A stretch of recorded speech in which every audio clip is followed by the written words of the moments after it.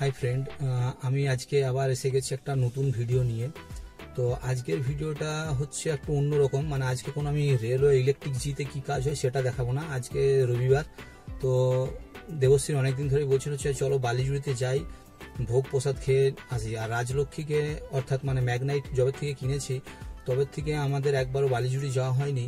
তো এবার ভোলে শঙ্করের কৃপায় আজ আমরা বালিজুড়ি যাচ্ছি ভোগ প্রসাদ খেতে। তো চলো তোমাদেরকে বালিজুড়ি আশ্রমটাও দেখাবো, আর ভোগ প্রসাদ কি হচ্ছে না হচ্ছে, কি খাচ্ছি সেগুলো সব দেখাবো। আর রাস্তাটা তো অবশ্যই থাকবে, তো রাস্তাটা এনজয় করতে থাকো। আর ভিডিওটা ভালো লাগলে অবশ্যই লাইক শেয়ার কমেন্ট অবশ্যই করো। বেলা 11:15 নাগাদ আমরা বেরিয়ে পড়লাম। আমি, দেবশ্রী আর অরিন বেরিয়ে গেলাম। আমাদেরকে 11:30টায় পৌঁছাতে বলেছে, তো 11:15 বাজছে, বেশিক্ষণ লাগবে না। মোস্ট প্রবলি 11:30 কিংবা 11:35 নাগাদ আমরা পৌঁছাবো। তো এই দেখো, এটা আমাদের কলোনি পেরিয়ে গেলাম। বাঁ দিকের রাস্তাটা শ্যামসুন্দরপুর গ্রাম যাচ্ছে, ডান দিকেরটা চঞ্চনী, আর সোজা আমরা ঝাঁঝরার দিকে এগোবো। তো এইখানের জায়গাটা দেখো কিরকম লাগছে, পুরো গ্রাম্য পরিবেশ দুদিকে। আর এখন তো বর্ষাকাল, সেপ্টেম্বর মাসের শেষ, তো সেই হিসাবে চারিদিকে গ্রিনারিতে ভর্তি জায়গাটা। আমাদেরকে সে আমরা ছোট বয়সে 90-এর দশকে যা দেখেছি সেই রকম টাইপের লাগছে জায়গাটা। আর বর্ষাকালে খুব সুন্দর লাগে এই জায়গাটা। ডান সাইডে ইউক্যালিপটাসের জঙ্গল আছে। বন্ধুরা, আমরা আজকে যাচ্ছি বালিজুড়ি গ্রাম, মানে লাউদোয়া বালিজুড়ি। আমাদের এই উপরা থেকে 10 কিলোমিটার রাস্তা। তো আমাদের এই রাজলক্ষ্মী কেনার পর যাওয়া হয়নি, কিছু না কিছু কারণবশত যেতে পারছিলাম না। তো আজকে সেই সময় এসেছে, মা অন্নপূর্ণা স্বয়ং চেয়েছেন বলে আমরা আজকে যেতে পারছি। উনি না চাইলে হয়তো যাওয়া হতো না, সবই ঠাকুরের ইচ্ছায় যাওয়া হয়। তো দেখো, আমরা বেরিয়ে পড়েছি বাড়ির থেকে, এখন আমরা রাস্তায় আছি। কিছুক্ষণের মধ্যেই আমরা পৌঁছেও যাব। তো আজকে ওইখানে আমরা ঠাকুরের ভোগ খাবো বলা আছে, আমাদের সকালেই বলে দিয়েছিলাম। দুর্গাপুজো চলেই এলো, তো পুজোর আগে একবার ভেবেছিলাম যাব গাড়ি নিয়ে, সেই আশা আমাদের পূর্ণ হতে চলেছে আজকে। আমরা এখন উখরা মাধাইগঞ্জ রোডে উঠে গেছি। তো এখন আমরা ঝাঁঝরার যে মাঝিপাড়া, সেই মাঝিপাড়ার দিকে এগোচ্ছি।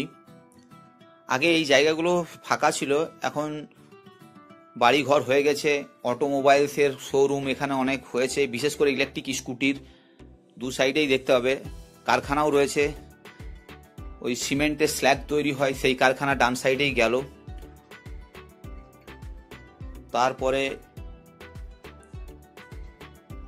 একটু পরেই দেখতে হবে তোমরা, এখানে আবার একটা নতুন গাড়ির কারখানা, মানে কারখানা বলবো না, গাড়ির শোরুম। চারিদিকে এখানে গাড়ির শোরুম রয়েছে, আর দু সাইডে তাও গাছ রয়েছে। রাস্তাটা খুবই সুন্দর লাগছে। আর এখানটা দেখো, তিলাবনী জঙ্গলের জায়গাটা খুবই ভালো। এটা আমরা লাউদোয়া থানা পেরিয়ে গেছি, তো এটা তিলাবনী জঙ্গলের আন্ডারেই আসে। থানা পেরিয়ে যাওয়ার পর লাউদোয়া ঢুকছি। জায়গাটা খুব সবুজ সবুজ, আর রোডটা তোমরা ভালোই আশা করি উপভোগ করছো। আচ্ছা, আমি তোমাদেরকে একটা কথা বলে রাখি, আমি গাড়িটার মধ্যে একটা মোবাইল স্ট্যান্ড লাগিয়েছি। তোমরা বলবে যে ভিউটা কেমন আসছে, পজিশনটা ঠিক আছে কিনা, না আর একটু কিছু চেঞ্জ বা অ্যাডজাস্ট করতে হবে। ভোলেনাথের মূর্তিটাও দেখা যাচ্ছে, বনেটটাও ভিজিবল রয়েছে। তো তোমরা আমাকে কমেন্ট করে জানিও যে আমি এর পজিশনটা চেঞ্জ করব কি না। আমরা এখন লাউদোয়া বাজারের মধ্য দিয়ে পেরিয়ে যাচ্ছি। আর একটু আগেই ওটা আমি ভিডিও তুলেছিলাম, কিন্তু কেটে দিয়েছি। একটা লোক রোডের ওপরই টোটো নিয়ে দাঁড়িয়ে আছে, আর সিভিক ভলেন্টিয়ার পাশেই রয়েছে, কিন্তু রোড আর ছাড়ছে না। তাকে বলা হলো যে রোড ছাড়ো, সে বাজারটাতে একদম পুরো ভিড় অবস্থায় দাঁড়িয়ে রয়েছে। এই দেখো, ডান দিকে মাদাইগঞ্জ চলে গেল, বাঁ দিকে আমাদের বালিজুড়ি যাওয়ার রাস্তা। আমরা এখন বালিজুড়ির দিকে যাচ্ছি। এই যে সামনে যে রাস্তাটা যেখানে দেখছো, আরেকটা রাস্তাও দেখো ডান দিকে কেটে যাচ্ছে, বাঁ দিকে আমরা যাব। তো ডান দিকে এটা কালীপুর, সামনেই কালীপুর স্কুল আছে, একদম সামনেই। তোমরা বুঝতে পারছো কিনা জানি না, বাউন্ডারিটা ভিজিবল হচ্ছে, দেখা যাচ্ছে। আর এই দেখো বাঁ দিকে আমরা চলে যাচ্ছি, দূরে তাল গাছের সারি দাঁড়িয়ে আছে। এই বিশেষ করে দুর্গাপুজোর সময়টা খুব সুন্দর লাগে। বলতে বলতেই আমরা বালিজুড়ি আশ্রম চলে এলাম। আমরা ভিতরে গাড়ি ঢুকিয়ে দিলাম। এখানে আমার একটা মামা এসছে, তার গাড়ি রাখা ছিল। আর এই দেখো মা দুর্গা তৈরি হচ্ছে। বালিজুড়ির এই দুর্গা মন্দিরেই আমরা প্রত্যেক বছর আসি, 4 দিন এখানেই খাওয়া দাওয়া আমাদের হয়। এই দেখো মা অন্নপূর্ণার সমাধি। অ্যাকচুয়ালি তোমাদেরকে বলে রাখি, এই মা অন্নপূর্ণা হলো আমার দিদার মানে বোন। তো সেই হিসাবে আমাদের একটা সম্পর্কও রয়েছে এখানে। মা কালী মূর্তি এদিকে রয়েছে। এই কালী পুজো বালিজুড়িতে খুব ধুমধাম হয়, কিন্তু কালী পুজোতে আমি সন্ন্যাসতলায় থাকি বলেই আমার এদিকে আসা হয় না। দুর্গা পুজোতে আমি প্রত্যেকবার আসি। আর এখানে মায়ের সমাধি, মা এই ঘরেই থাকতেন। এই দেখো মায়ের একটা মূর্তিও রাখা রয়েছে, মা অন্নপূর্ণার। এখানে বজরংবলীর মূর্তি একটা রয়েছে।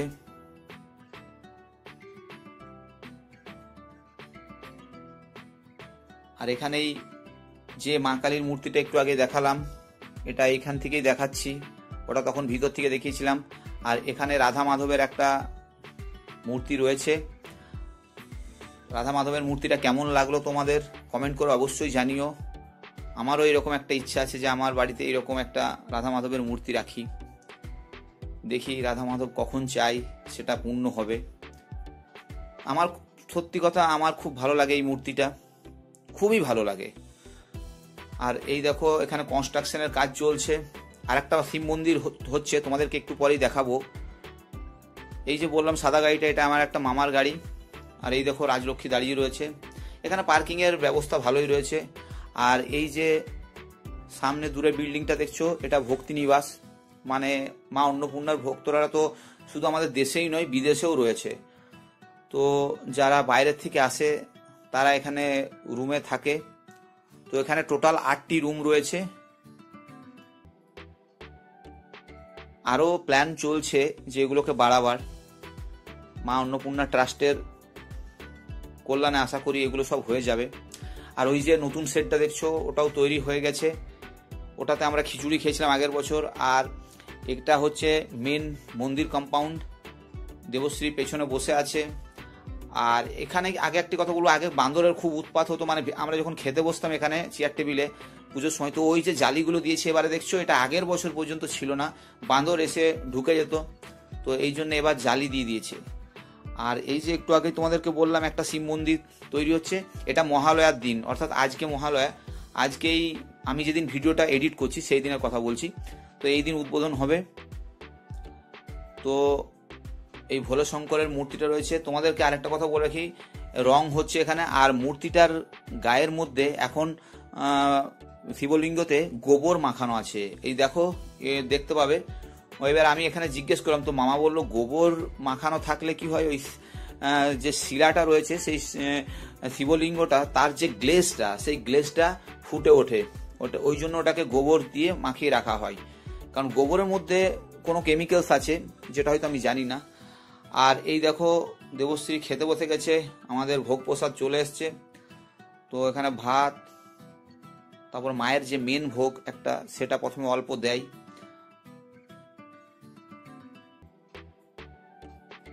এখানে খাবার পরিবেশন করছে। এই যে মৃদুলাদি চলে এসছে। মৃদুলাদি এখন কচু কুমড়ো আর মিক্স সবজি, দুটো সবজি করেছিল, একটা মিক্স সবজি আর একটা কচু কুমড়োর। তো আমি কচু কুমড়ো খাই না, কিন্তু একটুখানি খেয়েছিলাম ঠাকুরের প্রসাদ বলে। দেবশ্রীর খুব ভালো লাগে কচু কুমড়ো। আর চাটনি ছিল, ভাজা ছিল। তো এই ছিল আজকে আমাদের প্রসাদ। আর যেটারই ভয় হলো সেটারই হয়েছে। সেটা হচ্ছে যে আমি কারণ গাড়ি বাইরে বার করলে জল পড়ে গেলে না আমাকে এসে ঘরে মুছতে হয়, এটা কেউ করে না, এই আমাকেই করতে হয়। তো এই দেখো জল হয়ে গেছে আর জল পড়ে গেছে, তার মানে এবার ঘরে গিয়ে আমাকেই গাড়িটা মুছতে হবে।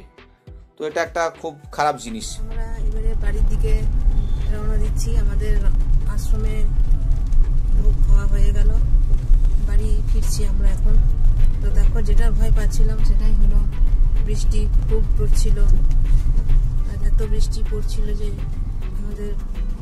আমি তো একটু ভিজেও গেছি, কারণ গাড়ি যখন ঢুকছি তখন গাড়ি ঢোকার সময় অল্প ভিজে গেছি।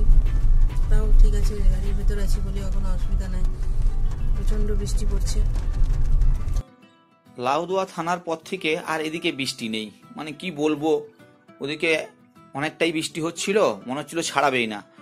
তো এদিকটা বেশ ভালো, সবুজ সবুজ লাগছে। বন্ধুরা তোমরা কমেন্ট করে জানিও যে রাস্তার এই বিউটিটা কেমন লাগলো।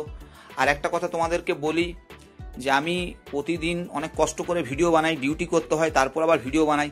তো প্লিজ আমার চ্যানেলটাকে লাইক, শেয়ার, সাবস্ক্রাইব অবশ্যই করো, আর বন্ধুদের সঙ্গে শেয়ার করে দিও। কমেন্ট করো, যদি কোনো ভুল হয় তাহলে সেগুলোকে কিভাবে শুধরাবো সেটাও একটু বলে দিও।